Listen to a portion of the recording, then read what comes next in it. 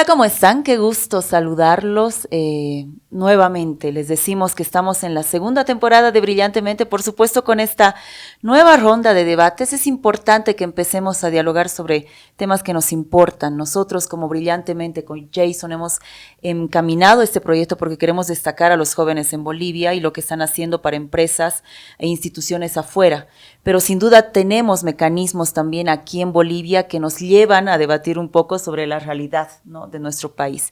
Y es importante hablar de esto con gente experta. Hoy vamos a tener nuestro primer debate de esta segunda temporada. Estamos con la presencia de Mauricio Zárate. Él es abogado por la Universidad Privada Boliviana, egresado de la Maestría de Relaciones Internacionales de la Universidad Andina con sede en Ecuador, consultor independiente, docente universitario e investigador académico, y también es editor de Cronistas Latinoamericanos. Hola, ¿cómo estás, Mauricio? Qué gusto tenerte. Hola Claudia, hola Jason, gracias más bien por la invitación y más bien un gusto estar con ustedes. Jason, bueno, hoy vamos a empezar lo que decíamos esta segunda temporada con un debate interesante porque Mauricio está muy ligado también y Mauricio es otra persona joven, así que nos conviene muchísimo tenerte aquí, Mauricio. Jason. Dale, gracias Claudia. Mauricio, igual gracias por venir. Como Claudia ya dijo, en realidad estamos muy conectados con la realidad boliviana, no solamente con el extranjero. Tenemos que saber que si nuestros jóvenes están saliendo, es por temas de estudio, por temas de trabajo, pero también entendemos que muchos de ellos regresan al país para poder poner su granito de arena. Sabemos que la situación es fuerte y lo que nos diferencia en realidad a todas las personas que regresamos es que venimos con una visión más amplia de futuro y más amplia de país. Creo que venimos igual más resilientes, no venimos con una idea de solamente pegar o solo derecha o pegar solo izquierda, sino que ya analizamos un poco más las situaciones de ambos lados y eso es lo que queremos mostrar en el debate de hoy básicamente. Así que Mauricio, vamos a empezar ya con las preguntas y tu gran análisis en realidad que hemos estado esperando hace ya una semana o dos, esperándote.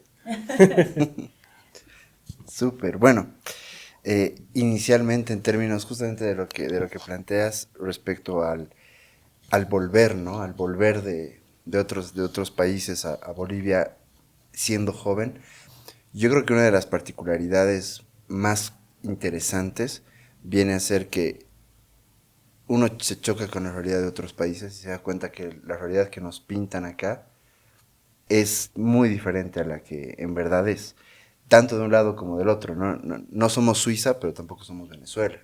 Y creo que cuando uno viaja a otros países, cuando uno conoce países tan, voy a decir, tan primermundistas como Uruguay, por ejemplo, uno dice, uy, qué choque de realidad más fuerte, pero también uno puede llegar a conocer realidades muy difíciles como las de Perú, y sectores de Perú, ¿no? Que ahí también uno se dice, qué interesante como Bolivia sí está un poco más integrado que otros países. Sí, y a ver, ligado a esto, porque más adelante vamos a hablar un poco de Bolivia y el tema internacional. Mauricio, ¿tú cómo ves al joven boliviano en este momento, como sus perspectivas de crecimiento dentro de Bolivia y fuera de Bolivia? Si bien antes quizás tenía más posibilidades de estudiar o trabajar afuera, hoy quizás por la situación están buscando salir. Bueno, yo creo que al igual que casi toda la realidad boliviana, lamentablemente es informalidad. Creo que muchos de los jóvenes entienden que, en primer lugar, creen que estudiar afuera te asegura un puesto. Lastimosamente, y en parte lastimosamente no es cierto. Estudiar afuera sirve, pero no sirve del todo. Lastimosamente, tener contactos sigue siendo un poco más importante. Y yo creo que la perspectiva de los jóvenes, casi en todas las áreas, es no voy a poder trabajar de lo que me gusta, en primer lugar, y no voy a poder tener un trabajo formal.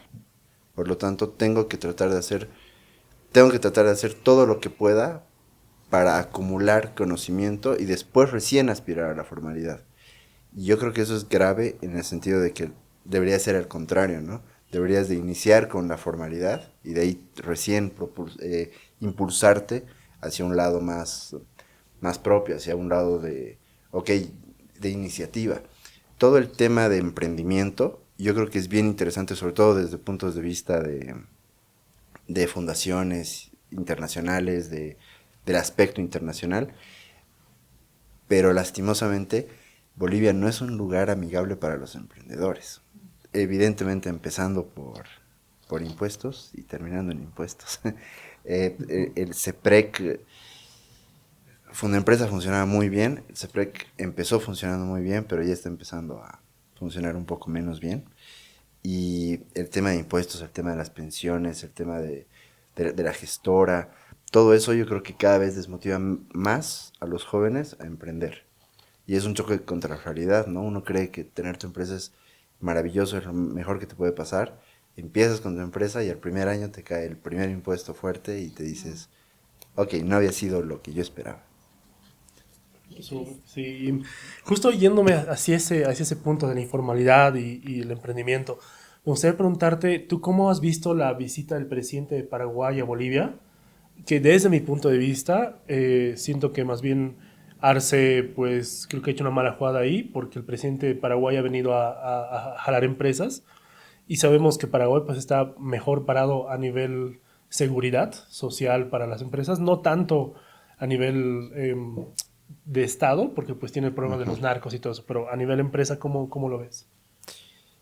Sí, yo creo que fue una gran jugada para el presidente de Paraguay. Creo que él salió muy fortalecido, porque además mostró una imagen de, tenemos seguridad jurídica, estamos cerquita, vengan acá. Y, y al contrario, yo creo que Luis Arce abordó muy mal la visita del presidente de Paraguay. Definitivamente, uno de los puntos principales, yo creo, en política exterior, no solamente es ser, sino parecer. Y Luis Arce se mostró como una persona que lastimosamente no tiene carisma, pero eso no importa, o sea, eso podría no importar. El problema es que parece que tampoco conoce la realidad del país. Y eso es muy grave, sobre todo cuando llega un presidente, que yo estoy totalmente de acuerdo contigo, que llega y nada raro que termine jalando a los emprendedores, en primer lugar, y a las empresas. ¿Por qué? Porque les conviene invertir. Sin ir muy lejos, Samuel Doria Medina dijo, la, una de las primeras reuniones que va a tener el presidente de Paraguay va a ser con empresarios. Y ese ya es un golpe fuerte a la formalidad.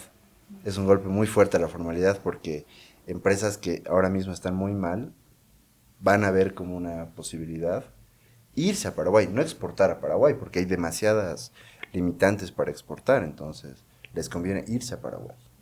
Exacto. Sí, totalmente. Sí, y además a mí me parece interesante yendo en esta línea. Yo no soy muy convencida de este tipo de encuestas de aceptación de los presidentes de la región, pero ha salido una encuesta, ¿no?, reciente, que es bien interesante lo que acabas de decir, ¿no? No solamente hay que ser, sino parecer. El tema de la aceptación en la región la está liderando un presidente que ha sido cuestionado, bueno, entre bemoles podemos cuestionar lo que sea, pero Nayib Bukele del Salvador está en primer lugar. Muy por debajo, obviamente, está nuestro presidente Luis Arce. Ahí nada más hay una mínima diferencia con Javier Milei, por ejemplo. ¿Cómo tú ves la región y los mandatarios en este contexto de niveles de aceptación, pero también de gestión hasta el momento? Creo que la región está en una transición política, total, además. Bueno, desde mi punto de vista, Bukele es un impresentable, pero evidentemente yo no vivo en El Salvador, entonces posiblemente el tema de la seguridad sí haya sido sumamente importante desde su punto de vista, y al final lo que Bukele está haciendo es posiblemente ser una figura muy, muy dura, muy criticable, pero favorable para El Salvador, que posiblemente se contagie a Centroamérica. No México, curiosamente, ¿no? Porque recién ganó Claudia. No puedo pronunciar el apellido, es sumamente difícil pronunciar el apellido, así que voy a decir Claudia. Que en realidad, que más bien parece ser un poco más sobria que AMLO, pero es de la misma línea. Entonces, yo creo que estamos en una transición muy curiosa. Lula, para mí, está haciendo un gran papel desde el punto de vista de solamente para Brasil. Y curiosamente me parece a mí que Lula no quiere encabezar la región. Me parece que quiere enfocarse en Brasil. Contrario a lo que en su momento hizo Hugo Chávez, por ejemplo, ¿no? Que Hugo Chávez sí era, yo tengo que encabezar esto. Yo soy la figura de la patria grande. En cambio, Lula es un poco más tranquilo y dice, no, primero me enfoco en Brasil. Y quiero decir que fue Vargas Llosa, posiblemente no haya sido Vargas Llosa, que decía que Lula era el socialista descafeinado, porque era socialista, pero hasta por ahí nomás. Y yo creo que la idea debería de ser un poquito, para los gobiernos populistas del socialismo del siglo XXI, debería de ser un poquito más descafeinados, ¿no? Como Lula, como Boric, que son personas un poco más institucionales que Ortega, que Maduro, que Evo, le pese a quien le pese. El movimiento del socialismo debería de ser un poquito más descafeinado. Y el tema solo para concluir porque me estoy alargando un poquito, el tema de la figura de Luis Arce, yo creo que si había algún ápice de esperanza de que Luis Arce sea la figura institucional del movimiento del socialismo y que Bolivia sea un socialismo institucionalizado también para la región, ya cayó eso. Yo creo que ya no hay esperanza de que sea el líder más institucional, más estadista, más serio. Yo creo que eso ya fue. Ya, justo hablando sobre ese punto, por ejemplo, me acuerdo que una vez he escuchado a un filósofo que decía, hay que hacer las cosas bien para tu pueblo y no para los demás. O sea, sí puedes tener una imagen bastante cruda y dura para el exterior, pero al final los que importan son es tu propio pueblo. Creo que por ahí va El Salvador. Como ejemplo lo puedo poner aparte de mi familia, que ellos ahora están volviendo a El Salvador a vivir. Sí se han dado cuenta que hay una diferencia en temas de seguridad y en temas de inversión. Ellos me contaban que podían caminar por la calle ya sin miedo al tema de ir con el celular en la mano. Pero obviamente políticamente se lo ve mal alrededor de los países. Y en el tema de Arce, pues creo que él tiene una frase en la cabeza que los norteamericanos lo usan mucho, que dice fake it till you make it. Entonces creo que él se está creyendo que si va a planchar y va a maquillar todo, pues va a volver a ser presidente. Y justo sobre ese punto, y como estamos hablando de cómo se ve Latinoamérica, ¿cómo ves este tema del Tratado de la CAN para Bolivia? O sea, es un tratado bastante amplio y creo que es el mejor tratado que Bolivia tiene hasta ahora y está dentro. Pero ¿por qué Bolivia, por qué el gobierno no lo está usando? ¿Por qué no lo muestra? O sea, ¿por qué no lo juega? Yo creo que la comunidad andina es el bloque de integración más importante para Bolivia, que mejor ha jugado para Bolivia, y estoy totalmente de acuerdo. Nunca le hemos sacado todo el jugo que se pudo haber sacado a la comunidad andina como comunidad andina, desde el punto de vista académico, desde el punto de vista de inversiones, desde el punto de vista de homogeneizar normativa. Las decisiones de la comunidad andina, por ejemplo, en temas de propiedad intelectual, se han aplicado en Bolivia, pero al mismo tiempo, pero en paralelo a Sobodaicom, en paralelo a un tema del CEGIP, perdón, no del CEGIP, del CENAPI, de propiedad intelectual, que no tiene sentido, porque tú me dices, yo voy a manejar la propiedad intelectual de mi país a nivel continental, gracias a la comunidad andina. Pero en paralelo, el CENAPI te va a pedir cosas totalmente distintas, registros totalmente distintos. Uh-huh. Entonces, no tiene sentido, no es tener dos tipos de regulación. Tenía un docente de Derecho Diplomático que decía, no puedes curar a la enfermedad con dos tipos de remedios distintos. Tienes que enfocarte en un solo tratamiento. La Unión Europea tiene un solo tratamiento, las normativas de la Unión Europea. Y si tú quieres exportar autos, exportar autos a Europa, toda Europa te va a pedir lo mismo.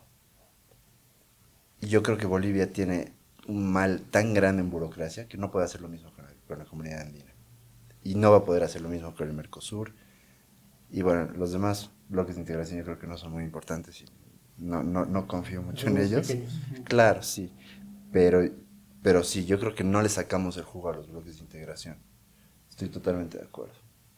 Perfecto.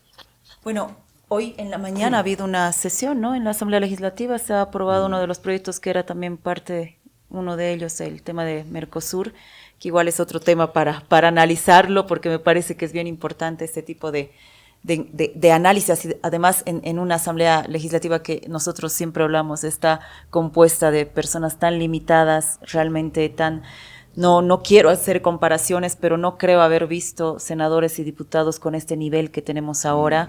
Lo mismo está ocurriendo en los consejos municipales, en las asambleas departamentales. Hay una crisis bien fuerte en estas partes de representatividad, además democrática, ¿no?, de la ciudadanía.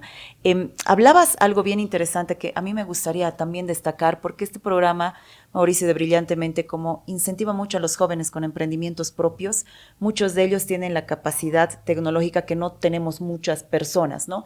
Y ellos están encaminando invenciones, inventos que realmente los están valorando mucho en otros países. Bolivia no tiene mucho apego, no les está dando las condiciones a estos jóvenes. Ellos no se sienten como muy queridos o recíprocos en recibir algo, no valga la redundancia, en recibir algo de su país. ¿Tú cómo ves esta situación, tomando en cuenta de que, primero, Bolivia tiene un rezago tecnológico, pero no es que tenga o falte recursos humanos, sí los hay, pero no hay, digamos, unas políticas públicas, ¿no?, encaminados a ellos? Sí, sí, es que es una bacana.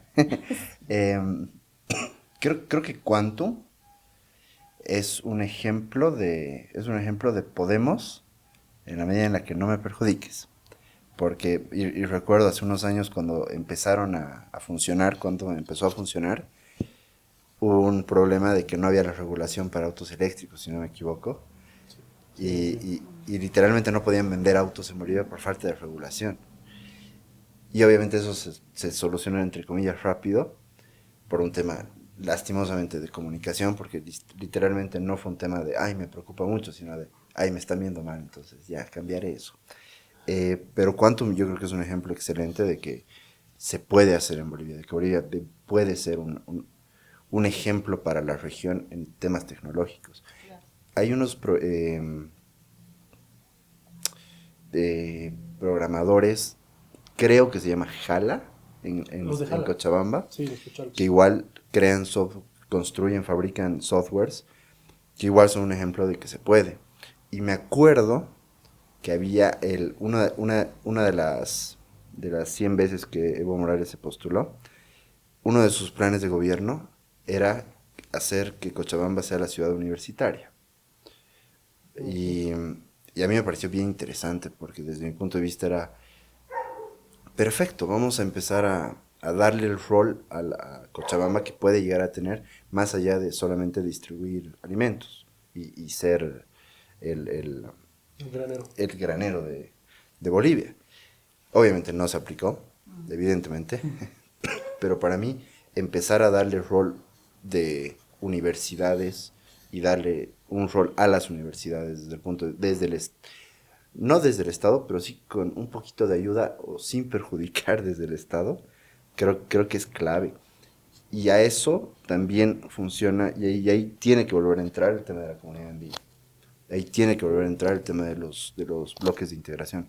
Los bloques de integración deberían de partir de la idea de que el primer recurso que tiene todo país es su gente. Entonces, el ser como los europeos, que para mí la Unión Europea funciona muy bien, el ser ciudadano europeo debería tener el mismo valor debería ser tan interesante como crear el ciudadano americano o latinoamericano. Y en ese sentido, que haya un intercambio entre las universidades mucho más importante, que haya un diálogo entre las universidades mucho más grande, ¿no? Que se pueda estudiar en otros estados de manera un poco más fáciles y que justamente no sea solamente un tema de tengo buenas notas, así que me voy a ir y me voy a quedar ahí. No, sino más bien voy a poder hacer este intercambio a la universidad X de tal país de Latinoamérica, voy a aprender, voy a tener que volver y voy a poder aplicar con ayuda del Estado. No con auspicio del Estado, no con patrocinio del Estado, pero sí con ayuda del Estado en el sentido de, ya, construye esto, no te voy a cobrar impuestos un añito, por ejemplo, no estoy lanzando cualquier idea, pero eso ya ayudaría bastante. Sí, totalmente de acuerdo con eso. Y yo me acuerdo de la Católica cuando quería pasar materias de la Cato, de La Paz, quería pasarlas en Cochabamba y no se podía, aún siendo privada, por ejemplo. Me decían, no tiene el mismo nivel académico, el mismo pensum, el mismo contenido.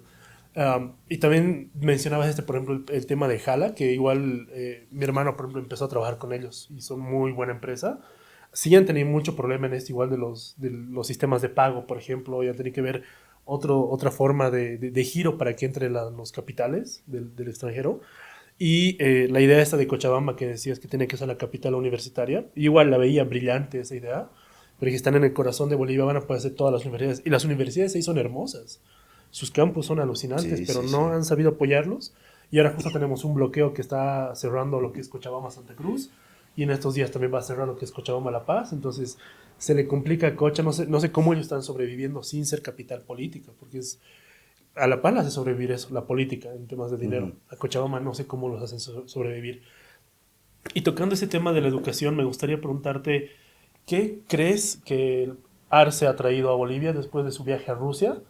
Porque su excusa al llegar fue que han traído medias becas de las universidades rusas, que van a traer una escuela de ruso y que además van a tal vez comprar petróleo y gasolina y no sé qué, sabiendo que la gasolina cualquier compra de Rusia por parte de petróleo o de gas está vetado y está multado por Estados Unidos y Europa. También sabiendo que Rusia ya tenía becas completas en Bolivia y sabiendo que también había una escuela de ruso, hay 3 escuelas de ruso en Bolivia y además Rusia te ofrecía el idioma antes de irte. Entonces, no sé, siento que está mintiendo. Un presidente miente, no, Tiene no te razón. creo. Pucha, es que el tema de Rusia es sumamente interesante. Voy a volver a hablar de Lula. Eh, Lula fue muy tibio con el tema de la invasión de Rusia a Ucrania. Brasil ha llegado a votar en las Naciones Unidas o a abstenerse en votaciones de la Asamblea General para sancionar a Rusia. Y desde mi punto de vista, pero sigue siendo descafeinado. Entonces, yo creo que su idea es BRICS. Necesito BRICS. Y el tema es que Lula tiene una política exterior. Luis Arce no tiene una política exterior. Bolivia no tiene una política exterior. Sí. Entonces, yo creo que Brasil sabe lo que tiene que hacer con Rusia. Sabe hasta dónde jugar con Rusia. Y hasta dónde no, por las sanciones. En cambio, Bolivia no sabe porque literalmente no sabe qué quiere hacer en términos de política exterior. Desde mi punto de vista, muy, muy crudo, los últimos 10 años y posiblemente ahora más que nunca, la Cancillería ha funcionado como una sucursal de Venezuela y de Nicaragua, de las posiciones políticas de Venezuela y Nicaragua. Y eso está mal porque es lo decías antes con El Salvador, ¿no? Preocúpate por tu país. Y después preocúpate un poco más por la región, por tus amigos, Y al final el tema de Rusia yo creo que yo creo que no nos va a perjudicar, porque literalmente yo también creo que no hizo nada en Rusia. Me preocuparía mucho el tema de convenios en términos de combustibles, porque tienen que ser aprobados por la Asamblea Legislativa, porque tienen que ser publicados, porque no puedes hacer lo que se llamaba en otra época diplomacia secreta. No puedes ir y bajo la mesa suscribir tratados internacionales, no se puede. Entonces, muy, muy honestamente, y eso, bueno, eso puede llegar a ser penado posteriormente en un juicio de responsabilidades de manera muy dura, incluso desde el punto de vista de traición a la patria. No puede haber diplomacia secreta. En ese sentido, yo creo que Luis Arce fue a pasear a Rusia. Yo creo que Rusia, al igual que Irán, les interesa mucho nuestros minerales que tienen que ver con energía nuclear. Yo creo que a Rusia le importa el litio y justamente también el tema del litio terminó siendo importante en el viaje. Quizás fue lo único importante en el viaje el tema del litio, pero ya estamos rezagados en el tema del litio.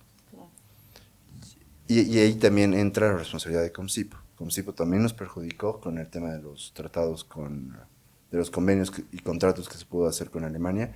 No solamente fue el movimiento socialismo, sino el Comsipo también nos perjudicó. Pero no hay que llorar sobre la leche derramada, ¿no? Yo creo que el tema del litio es lo único rescatable de la visita y espero que no haya hecho nada ilegal. Totalmente, sí. Y el tema del litio tiene que ver mucho con lo que tú acabas de decir, la transparencia de información. Hay un nivel de opacidad en todas las instituciones bien profunda y tiene que ver esto también con, si hablamos con el tema de Rusia, hasta el momento a mí se me ha quedado la duda de cuánto es de que Bolivia ha invertido en la compra de las vacunas rusas Sputnik, por ejemplo, nunca se ha informado ni se ha transparentado esa información porque se decía de que finalmente nos ha llegado a costar casi el triple las vacunas Sputnik en relación a otras vacunas de otros países, ¿no? El tema de transparentar la información que tanto nos ha involucrado con países vecinos de la gran institución de Diremar, por ejemplo, cuánto es de que se ha invertido y se ha gastado dinero del Estado en 2 procesos internacionales fallidos, ¿no? El tema del litio es absolutamente lo mismo, mientras que Argentina y Chile están transparentando la información diariamente sobre la suscripción de contratos y convenios. Bolivia no lo está haciendo, creo que también es parte del rezago, pero tiene que ver mucho con esto, ¿no? La intencionalidad de no tener información sobre esto, ¿no? Sí, una ley de transparencia debería de ser prioridad de todos los legisladores. Creo que el simple hecho de que no haya una ley de transparencia faculta a todas las instituciones públicas, alcaldías, gobernaciones y evidentemente a nivel central, a entre comillas hacer lo que quieran con todo. Y eso es muy problemático. El tema de las vacunas Sputnik fue terrible. Hubo corrupción. Es muy difícil que no haya habido corrupción en el tema de Sputnik. Y justamente hay un punto muy divertido que es, ¿por qué no le creen al gobierno de Bolivia cuando dice algo a su población? Bueno, cuéntenos. No les voy a contar. Entonces, es que literalmente ellos, el gobierno, y yo creo que todos los gobiernos, también las alcaldías, también las gobernaciones, están ayudando a que la gente no crea en los políticos, a que la gente no crea en la política y no crea en las instituciones. Y en ese sentido, voy a volver a hablar de que los bloques de integración podrían llegar a ser una solución muy interesante. No va a funcionar tanto, pero el plantear que todo lo que se haga en la región tenga que ser publicado por todos los países sería bien interesante, ¿no? Me acuerdo que hablaba con una persona que trabajó en Diremar y me decía, y él estaba orgullosísimo del libro del mar, pero así orgullosísimo del libro del mar. Y decía, mira, y me acuerdo que me mostraba la foto, una foto donde estaban todas las personas que apoyaban a la causa marítima, ¿no? Estaba Galeano y estaba Jimmy Carter. Y me parecía bien interesante porque literalmente luego busqué y Jimmy Carter nunca dijo nada del mar.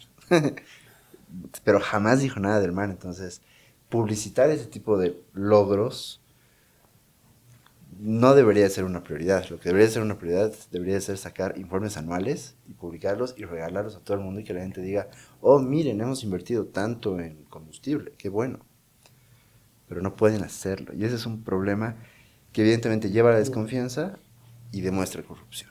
Sí, totalmente. Y estoy muy de acuerdo cuando dices que Latinoamérica debería unirse como un solo bloque, porque si bien en Europa están unidos, a veces cuando el pie derecho quiere avanzar más rápido que el izquierdo, la misma Unión Europea los frena y dice, no, o sea, vamos al mismo paso, por más que les duela, están ahí.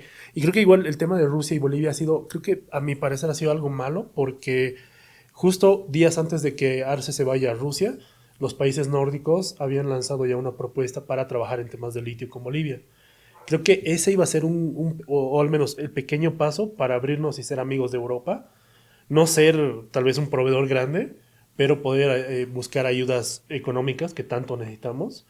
Y también como ejemplo lo de Rusia, pongo el tema de Rusia con Francia, cuando ha habido el tema en sus elecciones, cuando Rusia metió la mano en su sistema de votación en electrónico. Sí. Entonces, tal vez, y obviamente solamente una teoría mía, que Arce ha ido a negociar esa metida de mano para las elecciones que se vienen, porque cuando metes mano en sistemas electrónicos es muy difícil que te hagan seguimiento, sí. Es muy difícil, entonces, y Rusia teniendo un equipo de hackers que ha ido mejorando en la época de la pandemia de estos años, pues, no sé, y si no es para él, tal vez para un candidato de emergencia que van a sacar, y van a terminar diciendo que todo estaba súper bien armado, no lo sé, pero va por ahí.